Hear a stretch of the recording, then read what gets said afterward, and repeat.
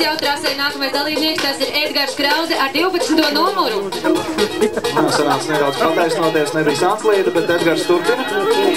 Edgars brauc ar BNR 328, tas nozīmē, ka viņam motorīts ir 2,8, ja? Tieši tā. Ļoti jauki. Tā, pār sevi saka pludmales, volejbols, snowboards, aktīvs cilvēks, ne? Tulamors! Tulamors ir Edgara iecienītākais dzēriens. Un savukārt Aleks autoslodā viņam ir Andris Lisovskis.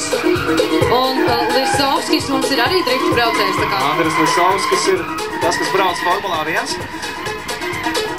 Nē.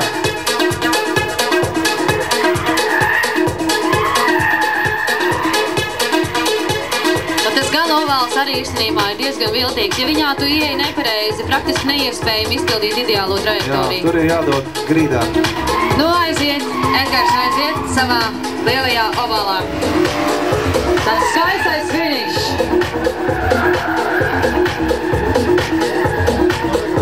Jā, diemžēl izskatās, ka Edgars nedaudz par agru taisīja iemetienu uz ovālu, līdz ar to viņš